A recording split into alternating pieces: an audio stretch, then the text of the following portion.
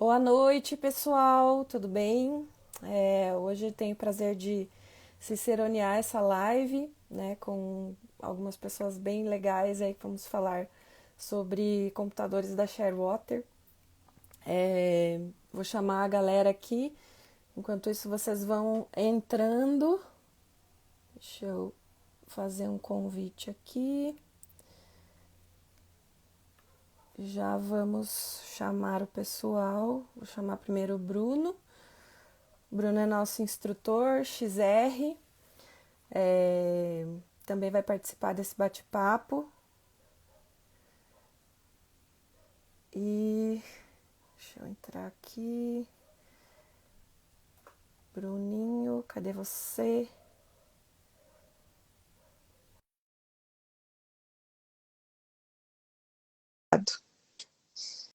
É, Então, o Bruno, ele é instrutor da Aquanauta.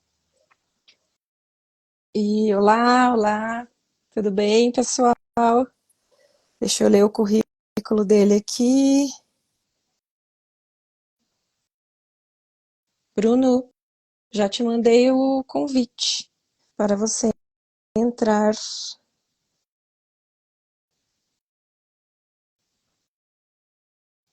Vou mandar um salve aí para a galera.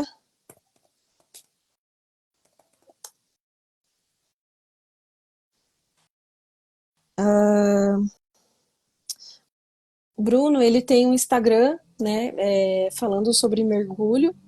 É nosso instrutor XR aqui da Aquanauta também. Mergulhador técnico, side mount. E é isso aí, Bruno. Te chamei aqui.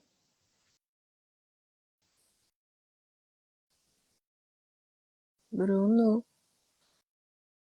chamei de novo. Também vou chamar o Zé Mário. Ele mora nas gringas aí, trabalha na Sharewater, né? É especialista em suporte OEM de rebreather na Sharewater, instrutor há mais de 20 anos, treinador de mergulho, né?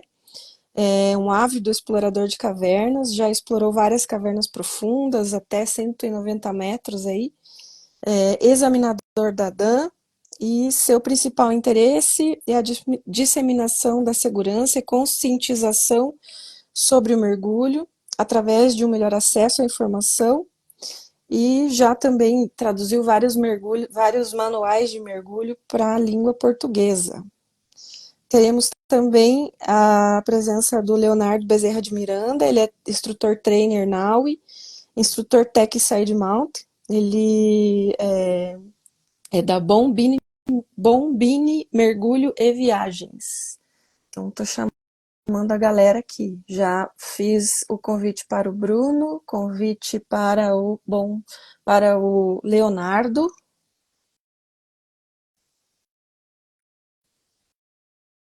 Oi, Oi, oi, Maju. Leonardo, tudo bom? Tudo Tudo bem? bem. Vamos esperar a galera entrar aí. Oi, oi, oi. Tá Maravilha. todo mundo acenando pra gente. Legal, legal. E aí, tudo certinho? Tudo na expectativa. É, vou chamar a galera aqui de novo. Só falta o Bruno e o Zé Mário. Queria que você falasse um pouquinho, então, Leonardo, sobre você, sobre a sua empresa. Bem, Oi, Zé Mário. boa noite. O Zé Mário Tudo está bem? entrando aí.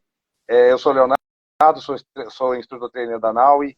A gente está a gente tem vários amigos, entre eles o Bruno, a Aquanauta e muita gente. E a gente está começando esse projetinho de trazer um bate-papo aí com pessoas importantes do mergulho, como o Zé Mário aí, que tem uma história bacana. E então a ideia é essa, é a gente poder fazer um bate-papo para o pessoal saber como é que é o mundo do mergulho. Às vezes é uma coisa mais avançada, mas todo mundo, eu costumo falar, todo mundo começou como open water, né?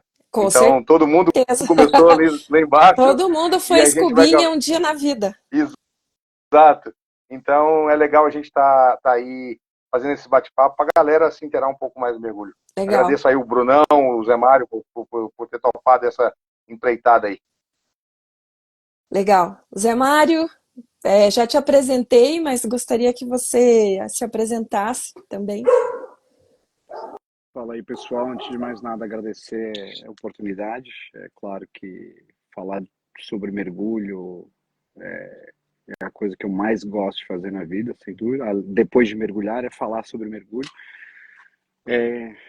Eu tenho um perfil mais técnico, né? Eu sempre gostei de mergulho técnico, etc. Então, eu sempre tendi um pouquinho a falar sobre mergulho mais, não, um pouco mais difícil, um pouco mais técnico, com um pouco mais de penso, vamos chamar assim, mas eu faço todo tipo de mergulho. Eu gosto de mergulhar em qualquer buraco, eu entro, não tem problema. Tem um cilindrinho, eu tô dentro. Então, para mim é um prazerzão estar aqui. Muito bom.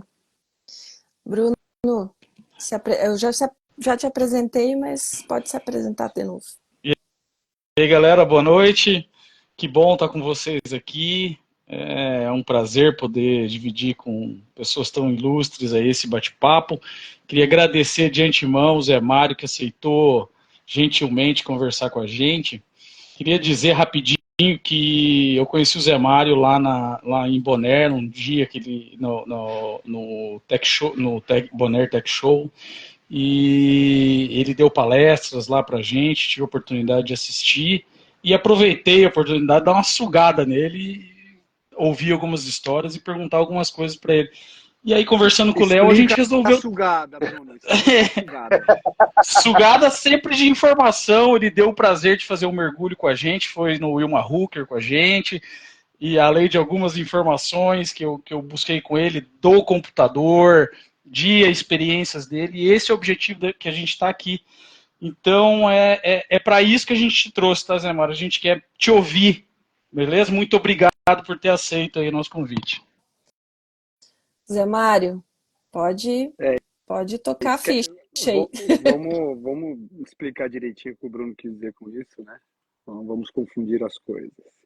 Na verdade, o Bruno e a turma que estava lá, a Priscila, acho que tá aí também, enfim, foi, foi muito legal encontrar sempre bom encontrar brasileiro, né, um papo mais informal, uma troca de informações. E na verdade o Bruno não falou não contou tudo. Ele na verdade me guiou no Rio Hooker. Foi meu primeiro mergulho lá no Rio Hooker e ele teve, né, a pachorra aí de me guiar lá, enfim, de aceitar que eu atrapalhasse ali um pouquinho o mergulho deles. Espero não ter sujado muita água, mas é assim mesmo. A gente vai aprendendo, né? Foi muito legal, fiz lá até as batidinhas que ele me ensinou para poder voltar um dia e foi muito bacana. Essa troca de informações é essencial. O mergulho, né, ele antes de mais nada, ele é conhecimento e você tem várias formas de adquirir conhecimento.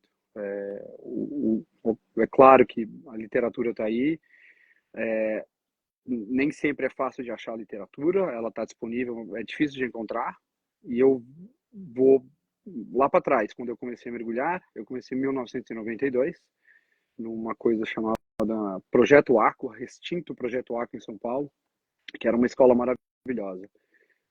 A gente tinha um tanque de 10 metros de profundidade, uma piscina com 4 metros de profundidade, e até uma piscina olímpica, enfim, era um negócio absurdo. E naquela época, você recebia a informação de mão em mão. Olha, eu achei esse livro, toma aí. Eu achei essa. Pra vocês terem ideia, a primeira tabela de mergulho foi impressa numa impressora matricial, naquelas linhas verde claro, verde escuro. Aí o cara me entregou aquilo lá para eu. E eu, tipo, não tem um negocinho melhor? Não, a prova d'água, enfim. A coisa evoluiu muito. Hoje a gente está fazendo uma live sobre mergulho em lugares completamente distintos. Só para o pessoal saber, eu moro aqui no Canadá, onde fica a sede da Shearwater. A Shearwater foi fundada aqui em Vancouver e permanece, não exatamente em Vancouver, a gente está na cidade ao lado. Eu moro em Vancouver, mas a fábrica fica na cidade ao lado, que se chama Richmond, que é como se fosse a cidade do aeroporto, uma Guarulhos, para uma referência aí para o pessoal de São Paulo. E, e a coisa evoluiu tanto que hoje a gente tem muito acesso e a gente tem acesso em português. Lá atrás, por exemplo, tudo que era manual da Dan, eu que traduzi. Foram quase todos os manuais da Dan, 20 anos atrás, eu que traduzi para a língua portuguesa. E eu sempre tive essa coisa de... Foi tão difícil para eu conseguir encontrar informações lá nos anos 90, principalmente sobre mergulho técnico, que eu senti que tinha um pouco essa responsabilidade de deixa eu fazer um pouquinho da minha parte, né? Então a primeira coisa foram os manuais da Dan, que eu traduzi, na época com o convite do Sérgio Viegas, que, né, foi um cara fenomenal nesse sentido aqui no Brasil, aí no Brasil. E depois, pela minha paixão sobre rebreeders, eu criei o primeiro site informativo sobre rebreeder, rebreeder.com.br, que já não existe mais, onde eu explicava o funcionamento, enfim, dava uma série de referências, etc., sobre rebreeders, o funcionamento deles, a calçodada, a enfim, em português, que não tinha naquela época. Então, a gente vai continuando essa ideia. Eu já não faço tanto, já não tenho tanto tempo para dedicar a isso, mas ainda tenho prazer em de conversar com as pessoas, principalmente pessoas interessadas. E eu acho que lá em Bonaire foi isso, né? Pessoas estavam interessadas, o Rei estava lá também, com um grupo grande, o Bruno estava dando aula, enfim, nosso Sargento Souza também, a Pri, enfim, foi super legal. Mas eu quero que vocês façam perguntas, porque qual é o maior interesse, né? Porque a minha vida de mergulho já teve de tudo, né? Eu já fui mergulhador simples, já fui instrutor técnico, eu trabalhei para loja grande, já fui instrutor independente, já fui dono de loja, trabalho num fabricante de mergulho hoje em dia, sou louco por explorar, cavernas são minha paixão, cavernas profundas então mais ainda, cavernas secas, eu gosto de aventura, né, de desbravar aí o negócio. Eu posso fazer Ô Zé, uma pergunta? Posso? pode, Léo, desculpe, manda ver. Que é isso? Tem uns delayzinhos aqui, igual você falou, um no Canadá, outro em Floripa, outro em Londrina, outro em Curitiba, a gente vai acertando aqui nos delays. Mas assim, eu queria muito ouvir de você, porque eu vejo que tem uma turma nova entrando no TEC, principalmente o pessoal assim, que está muito próximo de mim, e que às vezes se assusta muito com esse negócio de uma caverna 190 metros ou 3 quilômetros de caverna para dentro, mas que eu queria que você falasse um pouquinho da sua experiência de começar na caverna, de começar no mergulho técnico, como é que foram os seus passos, como é que você chegou lá e como é que você hoje vê o mergulho técnico. Excelente pergunta. Bem, primeiro eu vou falar um pouquinho como é que eu comecei no mergulho técnico. Na verdade, eu fui morar em Brasília, eu morava em São Paulo, enfim, comecei a mergulhar lá no Projeto Oca em 92. E eventualmente eu fui fazer faculdade em Brasília, eu fiz o UNB, sou arquiteto de formação, e ali, final dos anos 90, eu comecei a ter um pouquinho mais de grana, aquela coisa, né, de começar a mergulhar com mais interesse, enfim, começar a investir um pouquinho. Eu sou filho do Paranoá também, tá? Comecei lá também. Né? Você sabe como é que é aquela aguinha boa do Paranoá? A gente ia ali a melhor água para mim era no Patuanu na época. Ali. A gente ia para lá, descia ali aquelas pedras. Putz, era muito bom. Mas com isso, o que acontecia? A gente tinha vários buracos interessantes em volta de Brasília, né? E os buracos em volta de Brasília são fundos. Então você tem ali o Stargate, fica ali, que é o Poção de Niquelândia. E naquela época foi quando foi descoberta a Mara Rosa, tá? Famosa Mara Mara Rosa, quem fez o primeiro mapa de Mara Rosa fui eu, na verdade. Né? Naquela época, você já viu um desenho feito à mão, que é tipo a concha? Sim. Aquele desenho fui eu que fiz. Aquele desenho Eu não sabia, porque eu fui nascido no Mara Rosa, eu fiz o meu Dive Master em Mara Rosa, então... Aquele foi o meu desenho do Dive Master, de mapeamento. Que massa. Então eu comecei, eu fiz o Dive Master, de Mara Rosa foi o meu lugar de mapeamento, e a gente estava começando a explorar essa coisa de Mara Rosa, ir para lá bastante, porque eu era Dive Master da Scubadu, né? Na época era uma loja importante do Jamaica, né? Do Edu. E eu era Dive Master, fiz o meu curso de Dive Master lá, e a gente não tinha muito, porque Paraná cansa, etc. E eu comecei aí, né, com o próprio Edu, com outras pessoas, começamos a ir mergulhar naqueles poções evóticos, que na verdade são grandes dolinas, né? E aquela coisa, você entra numa caverna, aquilo é assim, bate na pele ou não bate. Para mim, eu entrei, a primeira vez que eu entrei numa caverna, meu, aquele negócio foi tudo para mim. Falei, gente, é isso. Não esquece, isso aqui está suprindo uma série de coisas que eu não sabia que precisavam ser supridas, né? Principalmente essa coisa da exploração. Eu já tive o privilégio e eu acho que essa é a principal coisa da exploração, é ser o primeiro a ver uma coisa, é uma coisa, né, emocionante, extremamente recompensadora, vamos chamar assim. E aquilo começou, né, a me fazer pensar. Imediatamente eu me organizei, putz, quando terminar a faculdade, o pessoal vai fazer aquela festa de formatura, o pessoal ia gastar uma nota na festa de formatura, festinha, não sei o quê. Eu falei, você não vai participar? Não. Peguei minha grana na festa de formatura que eu estava guardando, passei um mês no México. E isso foi quando eu fiz meu full cave, isso foi em 2000. 99 para 2000. Foi em dezembro, voltei em janeiro de 2000. E passei um mês lá mergulhando nas cavernas, fiz meu full cave, e já aquela loucura, né?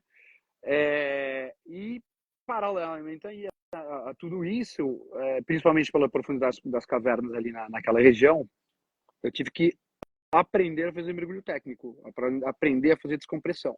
Como é que eu aprendi? Fazendo. A gente não tinha, né? A gente não tinha muito acesso à informação e não tinha muitos instrutores naquela época, principalmente de trimix. Não existia isso. Não era uma coisa que você encontrava em qualquer canto. Você tinha alguns em São Paulo e tudo mais. Em Brasília era muito pouco, né? E aí eu voltei para São Paulo quando terminei a faculdade e eu estava já programado para ir para os Estados Unidos para morar. E enquanto eu não fui para os Estados Unidos para morar, eu fui morar nos Estados Unidos em agosto de 2001. Eu decidi fazer meu curso técnico, de técnico de descompressão. Já era full cave, mas fui fazer um curso de mergulho técnico lá em São Paulo. Na época foi na Aquadive com o Luizão e com o Afonso. Para quem não conhece, o Afonso era digamos, o cara da INTD Brasil, na época, o Afonso Pinheiro Júnior, e o Luizão.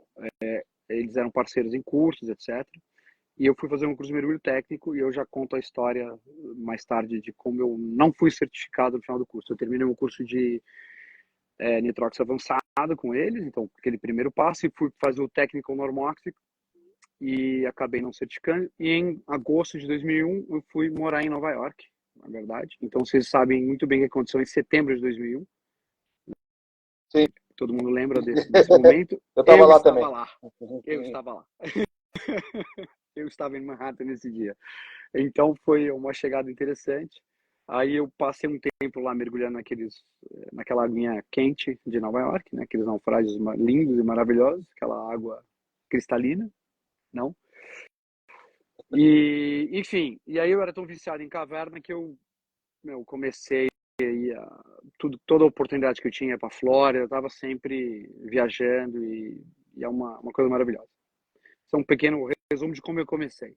Legal. Fala, Brunão. Seguindo nessa história da caverna, Zé, eu tinha outra pergunta para fazer, mas já que você começou a falar sobre isso, sobre mergulho, sobre caverna, eu me lembro que você me contou umas histórias de algumas explorações de caverna. Podia contar alguma delas, porque tem umas histórias interessantes, né? Alguns perrengues aí, e lembrando que isso é uma espécie de mergulho bem extremo, né? Não é um mergulho que normalmente nós fazemos na caverna, mas mesmo assim são umas histórias interessantes. Com certeza. A caverna ela proporciona momentos de muita aventura e descoberta, enfim, é muito bacana, mas ela também não é livre de desafios e de momentos, né, difíceis, principalmente em cavernas apertadas e por aí vai. Eu sempre tive um interesse muito, muito grande em mergulho profundo e não era por uma questão da profundidade em si. O que era raso e fácil já estava feito. Então, vamos explorar. Eu vou gostar de explorar. O que se apresenta para explorar? Aquilo que era fácil já estava feito nos anos 60, 70, 80, 90.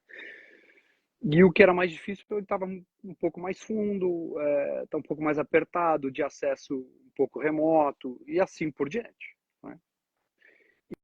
E as minhas primeiras explorações, assim, além daquelas cavernas, quando eu fui fazer meu curso de mergulho técnico com o Afonso e com o Luizão, eu gostava de fazer assim, uns mergulhos solo. Não estou preconizando absolutamente nada aqui, tá, gente? Vamos deixar bem claro. Eu gostava assim, de fazer uns mergulhos solo, e às vezes extremos, né? Então, qual que era? Naquela época, o grande parquinho de São Paulo, o pessoal que morava em São Paulo ali no final dos anos 90, começo dos anos 2000 vai lembrar, eram as pedreiras ali de Sorocaba. Ainda existem essas pedreiras, estão lá, algumas estão fechadas, outras foram descobertas, mas existia uma pedreira principal que era a Pedreira Funda, né? Puta lugar maravilhoso para treinar, porque era controlado, se estacionava, enfim, era um lugar bacana. Então, final de semana, eu fazia os meus mergulhos de check-out de technical diver e por aí vai, e chegava no fim de semana, eu tinha a péssima mania, perdão, durante a semana eu tinha a péssima mania de fazer um bate-volta na pedreira solo para ver onde que estava o fundo, né? E com isso, digamos que eu fiz alguns mergulhos, né, um pouquinho além daquilo que hoje preconizo, inclusive, de narcose, por aí vai. Então, o fundo da pedreira tinha mais ou menos 80, 82 metros, dependendo de onde você estava. Né? Dentro de 78 e 82, dependendo um pouquinho do nível da água, etc. Né? E uma das coisas interessantes, quando eu fui fazer o meu mergulho final do meu curso técnico com o Afonso, a gente foi para lá de Santos, do lado de fora, fazer um mergulho de trimix. E antes a gente for fazer a gente começou, estava lá no barco, a gente foi pegar todos os computadores na época, que não tinha nada, era só você setava o computador para modo Gauge, beleza. Ele foi verificar as tabelas e pediu meu computador. Zé, deixa eu pegar seu computador só para dar uma olhada aqui, para ver se está setado certinho. E eu já, tipo, desconfiado, né? Ele tá certinho, Afonso, você não se preocupe. Tá tudo bem. Ele falou, não, mas eu quero ver. E obviamente que ele pegou e foi direto no log. Ele tava lá, mergulho 76, 78, 74, 67. Eram todos os meus bate-volta com ar solo na pedreira. Que eu fazia, né, religiosamente toda semana, de quarta-feira. E com isso ele olhou para mim e falou, meu Deus do céu, Zé, o que é isso? Eu falei, não, você não tá entendendo. É que eu fico na superfície boiando, eu pego a minha carretilha e largo o computador para ver qual é o ponto mais fundo da pedreira. Obviamente que ele olhou para mim, me mandou para aquele lugar e falou, Zé, muito legal, mas não tem como, eu não posso certificar depois de descobrir isso, né? Eu falei, mas como é que você descobriu? Eu falei, dedaram você, porque já te viram fazendo essa porra e me contaram. E eu mereci e, obviamente, não fui certificado. Quando eu mudei para os Estados Unidos, assim, em setembro, não, eu mudei em agosto, setembro teve todo o negócio do 11 de setembro, e em outubro eu já estava na Flórida, né? E obviamente que o Afonso me passou uma cartinha explicando o que aconteceu com os meus mergulhos loucos, enfim, passou uma cartinha falando, olha, ele só não certificou porque eu entreguei a cartinha lá para um instrutor na Flórida, eu combinei com ele, eu queria fazer um check-out de normóxico, blá blá blá, ele pegou a cartinha, ele olhou, olhou para mim e o que aconteceu? Eu falei, não, porque eu tava fazendo DPR, tal, na pedreira, tal. E ele olhou e falou, mas todo mundo já fez isso alguma vez na vida. Que se dane, vamos mergulhar. E terminei. Passei uma semana em grande lá fazendo mergulho de trimix com o cara e deu tudo certo. Né? Agora, uma das coisas legais da exploração de caverna é que você você pode ir ao encontro de vários objetivos da sua vida. E a exploração é um dos meus, é uma coisa que eu tenho muito prazer. Então, eu vou contar, já que o Bruno perguntou, eu vou contar um caos muito complicado que eu tive uns anos atrás. Não sei se eu já te contei, Bruno, mas eu tive uma exploração profunda de uma caverna, tinha uma contradifusão isobárica. Não sei se eu já te mencionei isso. À medida que você vai fazendo mergulhos mais profundos, você vai né, tendo um pouquinho mais de confiança e você vai mais fundo e você começa a querer digamos, ajustar certos parâmetros à sua pessoa. E eu não sou diferente, né?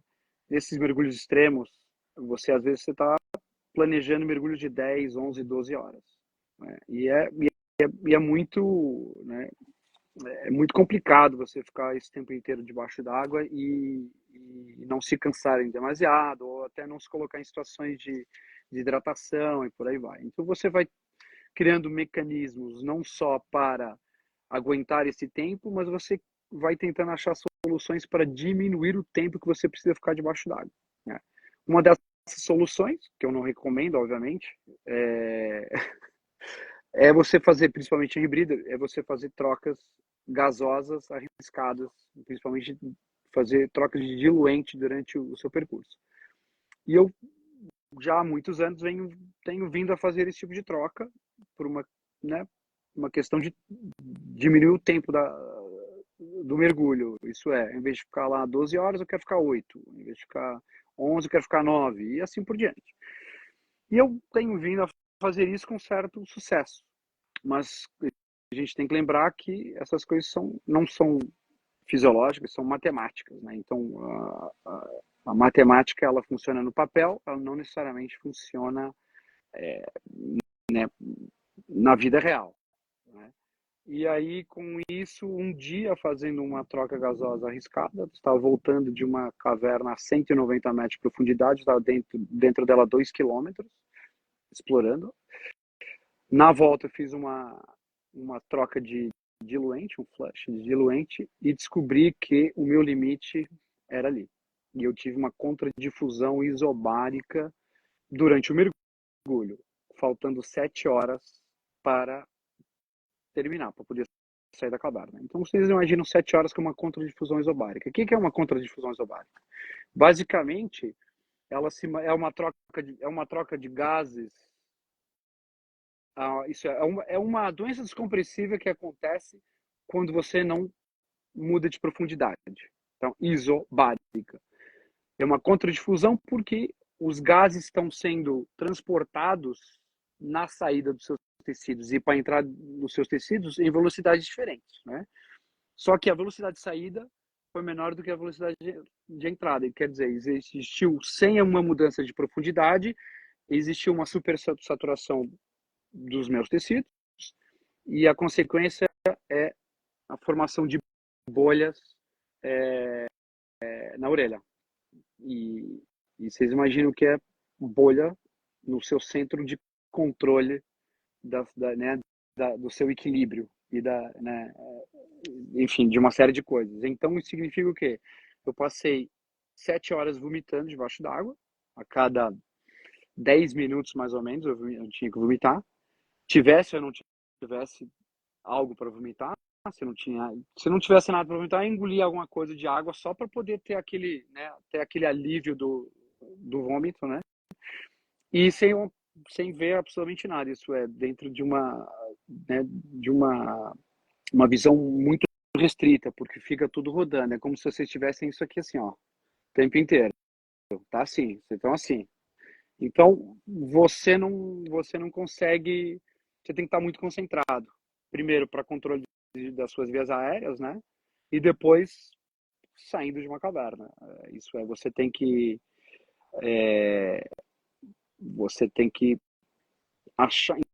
encontrar mecanismos dentro de você para sobreviver, né? Isso, para mim, não era novidade nenhuma, porque sempre que eu entro na água dentro, né, principalmente em mergulho técnico, eu tenho um único objetivo, que é terminar o mergulho vivo.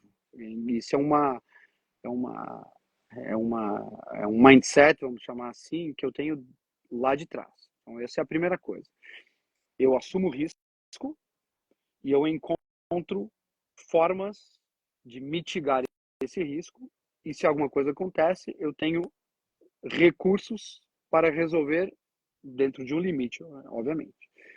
Se você tem você está lá no meio, gente, você está num lugar, você está a 190 metros, um S80 vai durar 2 minutos. Então você não tem realmente muito tempo. Você tem que ter as coisas muito claras na sua cabeça. Você tem que ter o risco risco ele tem que estar muito bem delineado na sua cabeça e principalmente a aceitação do risco ela tem que estar 100%, né? Porque tudo pode acontecer mesmo que você faça tudo certo. Naquele dia eu não fiz tudo certo, isso é, digamos que eu exagerei naquilo que eu achei que o meu corpo fosse capaz, né? Eu extrapolei um pouquinho os limites. Eu estava extrapolando antes, estava. A gente tem uma regrinha, né, para a gente não ter essa contradifusão isobárica, né, quem dá curso aí de trimix, etc., a gente explica um pouquinho,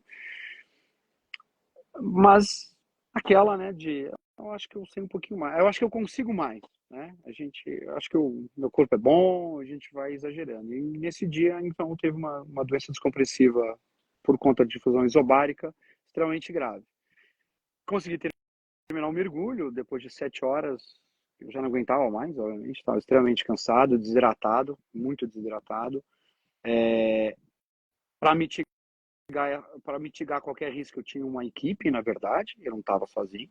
A gente tinha um processo muito, muito bom de mergulhador de segurança, protocolos, tempos, tudo regido. Então, ninguém pode respirar por mim, ninguém pode vomitar por mim, ninguém pode bater perna por mim, mas é sempre bom você ter ali, né, você vê aquele facho de luz vindo, o toque falando, tá tudo bem, então aqui, né, vai dar tudo certo, né, você tem esse sentimento. Então, quando você faz esse tipo de mergulho, você tem que passar por todos esses processos, né, a aceitação do risco, a mitigação do risco, né, o que a gente pode fazer. E aí vocês podem, né, você pode dizer, pô, Zé, mas eu acho que você não foi muito bom na mitigação do risco. Você fez uma manobra arriscada fazendo um flood diluente, é verdade. Aí a gente entra em outras, né, em outras conversas mais filosóficas. O Dr. Bruno é bom para falar de filosofia, ele gosta. É... a gente pode discutir isso numa outra live. E então essa acho que foi um desafio muito grande. Ainda teve toda a parte seca da caverna, e os bombeiros foram pegar na água, maca, para eu não fazer esforço, sair da caverna. 3 sessões de 8 horas em câmara hiperbárica, mais 4 sessões de 2 horas. Tome, bem feito. Tive sorte, foi em Portugal, foi uma caverna que eu, antes de morar no Canadá, estava em Portugal. Eu tive muita sorte porque eu terminei esse mergulho às 7 horas da noite e 3 horas da manhã eu estava numa câmera Hawks da Marinha Portuguesa, assim, Rolls Royce, né? Tive muita sorte porque o plano de emergência estava lá. Você não tem plano de emergência, o pai tinha ido, não tinha como, não dava. E acreditem, eu já fiz mergulhos desse calibre sem o mesmo aparato por trás, é muito mais arriscado, né? E Então valeu essa a pena, foi Zé? A caverna valeu a pena? O que é que você O acha? sorriso diz tudo, né? O sorriso diz tudo, né? Valeu a pena Eu porque acho eu que sobrevivi, né? Mas se eu faria de novo, não, deixa, eu vou passar mais horas debaixo d'água. Essa daí não foi legal. teve uma pergunta aí de tabela que eu queria que o pessoal fizesse aí, mas antes da pergunta, eu só queria fazer um adendo aqui, que tem muita gente que está começando mergulho e eu só queria fazer pegando a tua história, é muito legal saber o seguinte, tudo que a gente ensina no Rescue, tudo que a gente ensina no Nitrox, tudo que a gente ensina no Dive Master, que é um plano de resgate, que é o cálculo dos consumos que você falou aí, a gente vê que a caverna nesse mergulho é onde você vê isso para depois trazer. O mestre Reinaldo, que está aí também, eu gosto de falar o seguinte, essa é a Fórmula 1 que a gente traz pro recreacional, né? Pro recreativo. E é aí que você vê que um plano de emergência é importante, por que um plano de resgate é importante, por que um duplo é importante, por que uma equipe de superfície é importante, os cálculos de física, de consumo que a gente faz, o planejamento é importante. Eu achei bacana. Acho que tem uma pergunta aí sobre acho que Sim, me ajuda aí. eu tô monitorando aqui as perguntas e uma delas, do Cassiano R. Jordão, é realmente se você teve alguma doença descompressiva e se sim, qual o tratamento, você já falou, É, né? isso daí. Essa foi um. Foi a Foi a única primeira, ou foi, única. Não, foi não, a teve. única? Que bom. Única doença que eu percebi que eu tive. Eu, obviamente, quanto mais fundo. Gente, as tabelas, elas. Vocês têm que entender que a tabela ela é um modelo matemático, na verdade, Com que leva em certeza. consideração uma série de coisas. Ela não é feita para o Zé, nem para o Rei, nem para o Bruno, ou para o Luiz. Ela é genérica, né? E ela não é testada como a gente gostaria. Nós temos uma vasta base de dados de mergulhos rasos, até vai 100 metros, e depois disso você é né, um pouco cobaia, na verdade, porque as coisas não funcionam da mesma forma. Mas a gente tenta ser o mais conservador possível. Eu acho que eu tenho, sei lá, uns 12 a 15 mergulhos abaixo de 150 metros. E nesse dia não era meu dia, por culpa minha, né? Diga-se de passagem. E tem uma pergunta ali. Desculpa, Posso desculpa, já pode fazer. Não, eu ia fazer as perguntas ali do chat. Você quer perguntar? Não, não, não, pode fazer. É uma pergunta do chat, inclusive. Pode colocar lá. O Salermo, né? Ele é instrutor na Planeta Mergulho e ele perguntou aqui no chat quais as diferenças mais significativas entre o modelo DCIM e outros modelos como RGBM, Bowman e Gradient Factor, né? Uma perguntinha besta, assim, né? Básica. A gente precisaria de algumas horas para conversar Então, sobre isso, né? Mas a gente pode dizer, principalmente para genérica a pergunta dele. genérica, né? Obrigado. Mas a gente, principalmente para quem está começando o mergulho, é, quando as tabelas de mergulho elas são desenvolvidas ou enfim, são desenhadas, elas são baseadas em parâmetros e em teorias, né? Ninguém sabe a realidade, ninguém sabe exatamente 100% como é que o corpo funciona, então existem algumas teorias.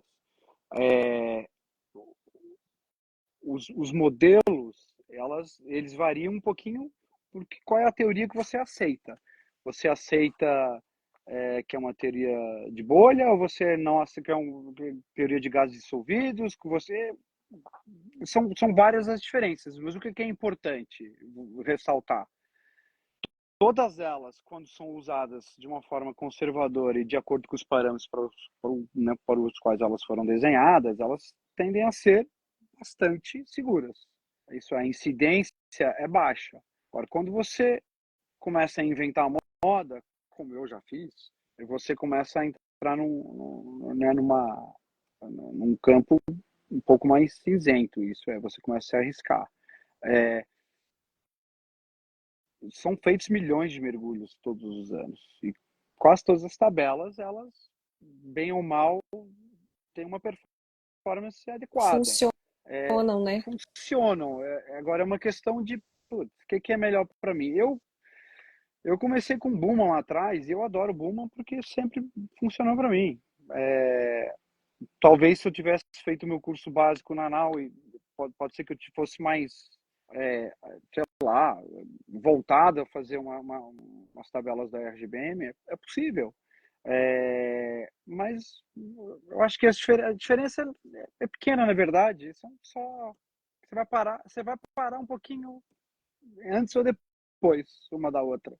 O que é importante é você parar, é você fazer. O que eu sempre digo é o seguinte: o que a tabela faz? A tabela, ela primariamente, ela te oferece uma forma prática de você sair da água, não é? Isso é, a velocidade de subida é tal, mas é impossível você fazer uma subida constante daquela forma. A tabela vai te oferecer uma forma, através de patamares de descompressão, que você vai poder subir com uma forma muito prática. O que é muito mais importante do que o seu algoritmo? Na minha opinião, né? Por favor. Muito mais importante do que o algoritmo de descompressão que você escolhe, desde que você escolha um que é mais ou menos testado e conhecidamente seguro, é você seguir o que está preconizado, e aí tá descansado, não encher a cara no dia anterior, tá hidratado, não hiperidratado, que aí existem os problemas, você ter a sua flutuabilidade em dia, é, sabe, você tá com um perfil térmico adequado, você tá com dupla certa, você ter tudo isso. Na verdade, todos esses fatores vão ser muito mais importantes para você fazer um mergulho seguro do que a remimoca da parafuseta ali que você determinou. Ah, não, mas aí eu quero a parada um pouco mais funda, aí eu vou passar. Não, gente, sinceramente, eu já fiz de tudo. Já fiz paradas hiperfundas, paradas. Gente, eu já fiz de tudo. Velocidade subida, isso é essencial. Essencial. Você tem que ter um controle. Assim, não adianta, e nem vou falar sobre aquanauta, porque eu já tive o prazer de ter alunos de mergulho técnico, trimix, etc., que eram alunos da aquanauta, e é uma maravilha você receber aluno da aquanauta, né? Eu já não preciso nem pensar. Eu já sei Que que o cara bom. já vem no trim, o cara já vem no trim e, e na flutuabilidade, né? Isso ajuda demais. A Isso gente ajuda muito, né? ensina isso desde o básico, né? Então, esse É é o uma trabalho. habilidade. Tem que Exatamente. ser na Isso vai ter base. isso vai ter uma influência muito mais importante na sua, no seu bem-estar descompressivo do que aquele detalhe da tabela. Se as tabelas não funcionassem, elas já tinham parado de existir. É simples. Se Boolean com Gradient Factor não funcionasse, a gente não ia usar. Ele ia sumir. Se RGBM não funcionasse, ele ia sumir. É simples. Se DCM, DCM teve um desenvolvimento muito peculiar, né? Porque ela basicamente ela é utilizada no mergulho comercial, né? Porque ela é obrigatória aqui no Canadá, por exemplo, para o mergulho comercial. Se ele não funcionasse, ele ia parar de existir. Então acho que a gente tem que se preocupar com a base bem feita e né, algumas outras coisas como hidratação e por aí vai, que eu acho que tem uma importância maior. Eu li algumas coisas sobre fatores humanos, né? E isso é muito interessante, porque vale para o mergulho, vale para a aviação, vale para várias profissões que demandam atenção, né? E foco. E realmente, assim, eu concordo com tudo isso que você falou, Zé. Cuidar da gente, né? Saber o que você está fazendo, saber onde a gente está pisando, até onde a gente pode ir. E treinamento, investir, né, em treinamento. Exatamente. Importante. Eu sou da opinião que não adianta. Você tem que estar na água para você treinar. E É, você tem que estar. Eu não entro na. Eu vou fazer um mergulho recreativo. Eu vou comer daqui a pouco. Amanhã vou pegar minha esposa. Eu vou fazer um mergulhinho ali. Vamos ver as foquinhas aqui. A minha postura, desde que eu saio de casa até eu terminar o meu mergulho e guardar meu equipamento, é só uma. É como se eu estivesse fazendo um mergulho técnico de 150 metros. legal. Porque eu acho que é importante a gente criar um mindset daquilo que é certo, daquilo que você quer, né? O que que eu quero? Eu quero isso, isso, isso. Então eu estou lá no mergulho recreativo, não adianta. Eu estou no meu trim como se eu estivesse dentro de uma caverna. Eu estou sempre mergulhando da melhor forma que eu posso. Não vou relaxar. Porque aí você cria um hábito. E com o hábito vem coisas muito positivas. Você está sempre apto e pronto ao ambiente enfim, mais que demanda mais. Então você tá, não interessa onde eu tô, você está sempre apto e você está sempre com o mindset daquele ambiente. Isso é extremamente importante. É, isso é essencial para você se desenvolver no mergulho, para você transitar sobre. Gente, num mês eu mergulho com coisas completamente diferentes o tempo inteiro, porque eu tenho que testar equipamento, eu tenho um monte de coisa que eu faço. Então eu mergulho de dupla, de side, de cilindro simples, de rebreather chest mount, de rebreather back mount, rebreather side. Eu mergulho de uma série de formas. Eu não posso estar constantemente mudando o meu mindset para cada uma dessas formas. Eu tenho um mindset global. Claro, eu tenho as minhas atividades Massa. diferentes, né? Como eu injeto, como eu não injeto, ponho ou não ponho. Mas a minha forma de estar, ser e pensar é sempre a mesma. Sempre no pior caso. Eu estou sempre tentando sobreviver. O que é que eu posso fazer para sobreviver? Se eu tiver um trim muito bom, eu vou sujar menos a água, né? Se eu prestar atenção naquilo que eu estou fazendo, eu vou estar mais atento aos meus duplos de mergulho, à minha equipe. E assim por diante. E outra coisa, não é à toa que vocês também têm essa. Por quê? Porque isso vem de cima para baixo. Se o rei não se importasse lá atrás com isso, não ia ter. É Com simples. certeza, com Não tem, certeza. não tem como. Ou você se importa ou você não se importa. Então, principalmente, né, nós aqui que somos instrutores, etc., nós temos essa obrigação. A gente tem que ter essa postura, tá sempre em cima do assunto, que é para não ter problema, para deixar as outras pessoas que estão vindo e observando as nossas ações com um bom exemplo, né? Assim, é isso que eu acredito. Não, Legal. diga-se de passagem, gente, eu sujo a água, já aconteceu, claro. Quem nunca? Acontece. Quem nunca? Acontece. Às vezes, pô, aconteceu, desculpa. O problema não é você sujar a água, gente. De vez em quando acontece. É você sujar e você não saber que você sujou. Eu tipo, eu sei que tipo, eu dei mole, a nadadeira não foi do jeito que eu quero, eu sei que isso acontece, porque eu tenho consciência corporal. Imediatamente eu viro no meu, né, faço meu 180 graus e peço desculpa pra quem está atrás.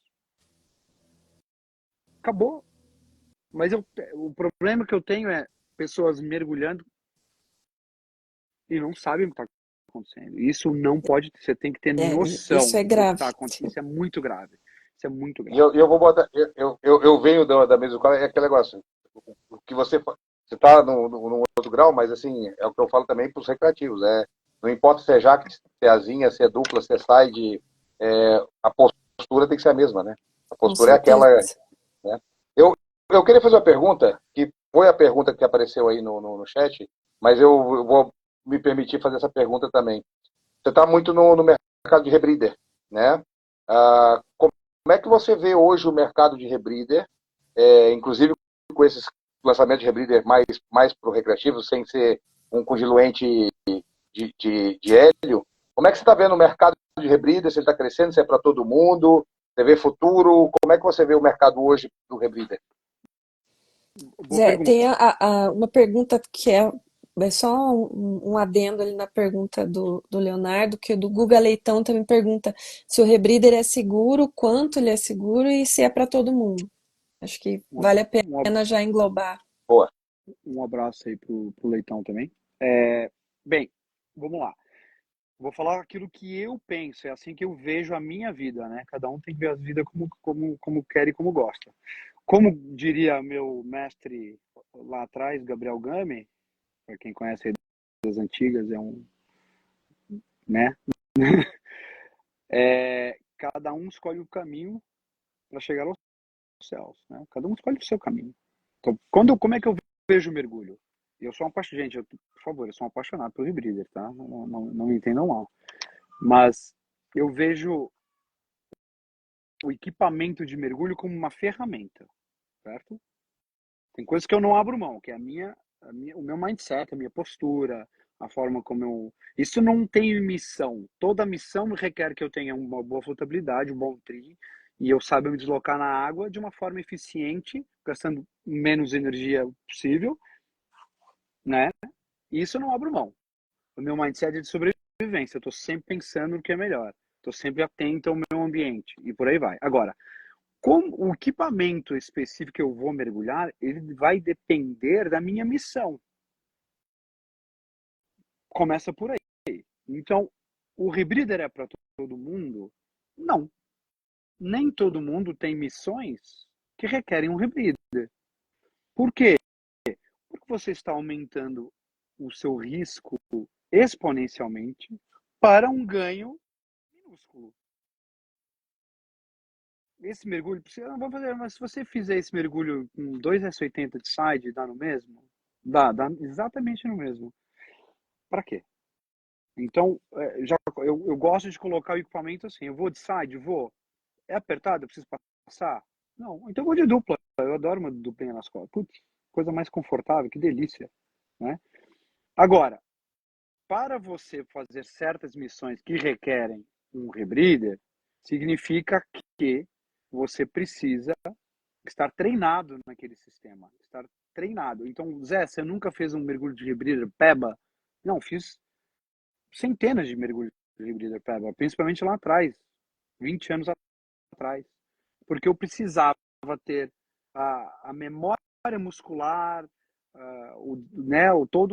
toda a parte de montar, eu precisava estar muito bem treinado para quando a missão precisasse de um rebreather, eu estava apto, pronto e treinado a tal. Mas nem toda missão precisa. Eu comecei a mergulhar com rebreather porque eu estava constantemente fazendo mergulho fundo na tal pedreira. E aí eu precisava começar a gastar menos dinheiro com hélio.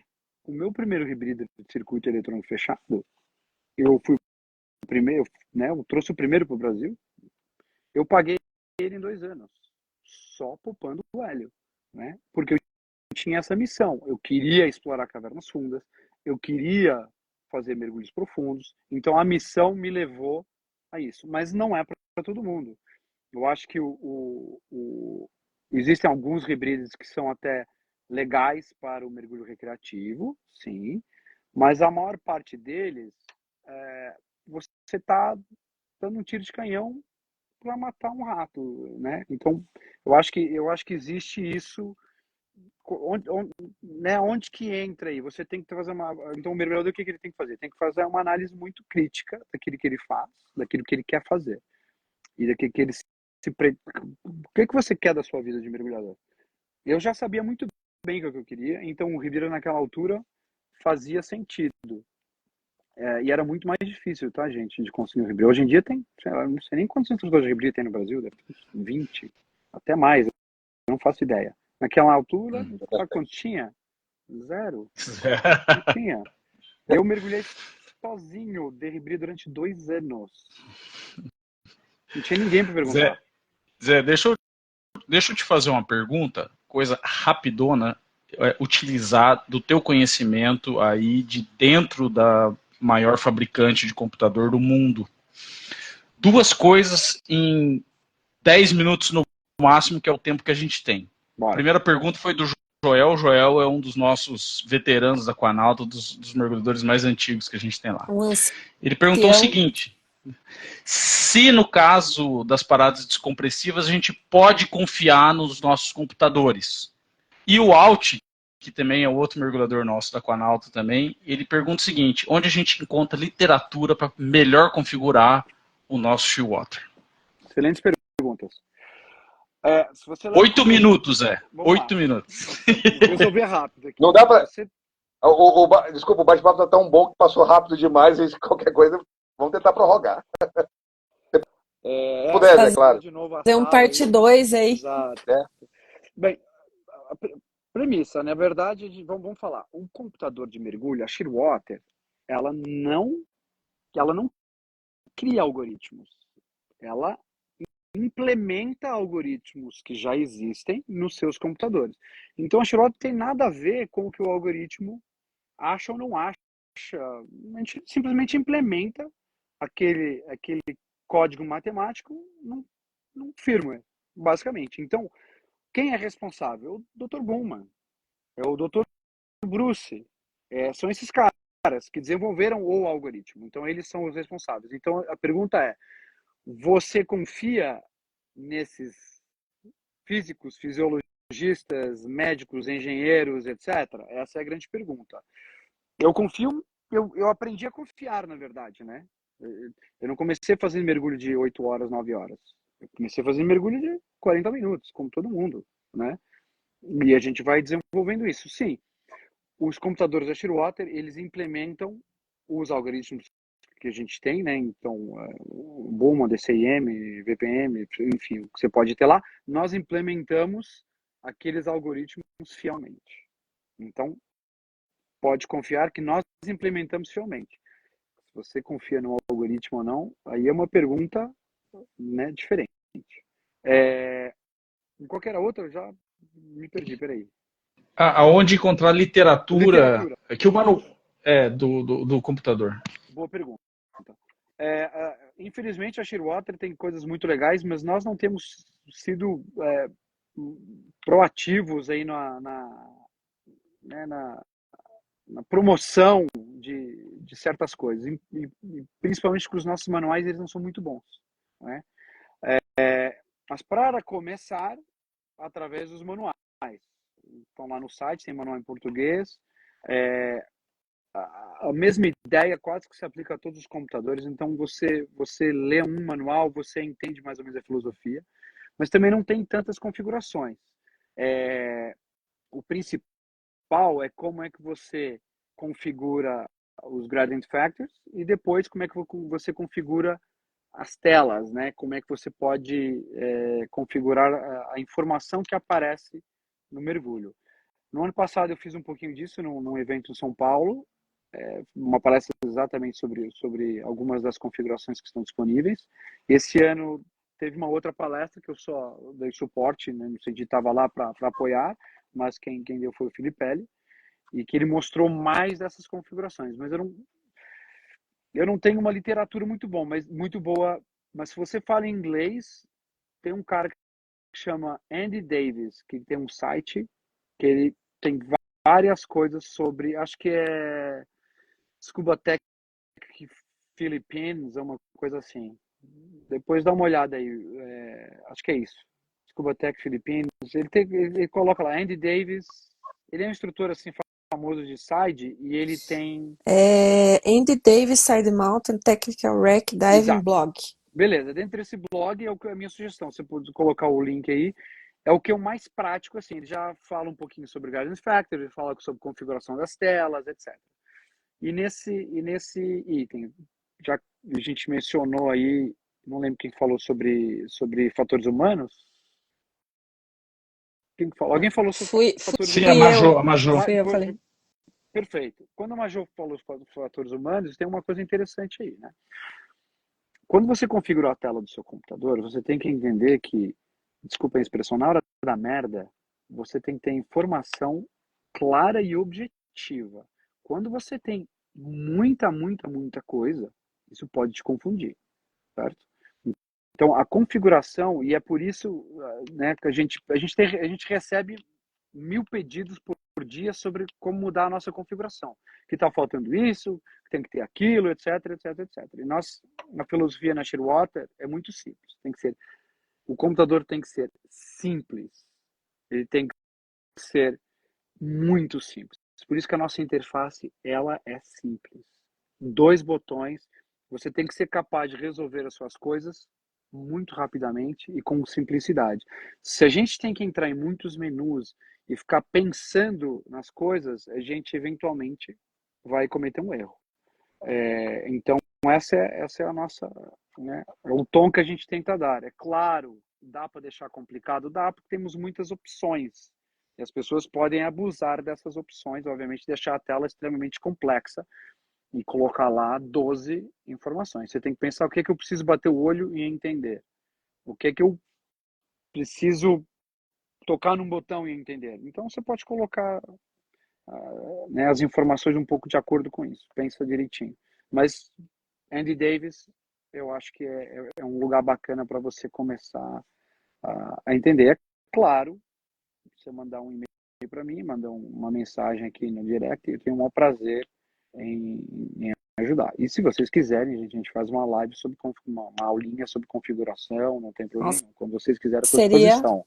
Seria sucesso. A gente tem. Me permite aí para Isso tá fazer pronto. outras, várias outras. Para bater likes e lives, Isso nossa. tá pronto, é fácil, a gente tem isso pronto, é só apresentar, mostrar e cada um adapta para como quiser. Mas o Andy deve ter muita coisa, eu acho que é um bom lugar para começar. Combinado. Zé, nós devemos cair em 2 minutos. Agradeço muito a tua participação, o papo voou. Nossa. A gente tem muita coisa ainda para perguntar. Tem muita pergunta no chat. Obrigada, galera, mas acho que não vai dar tempo.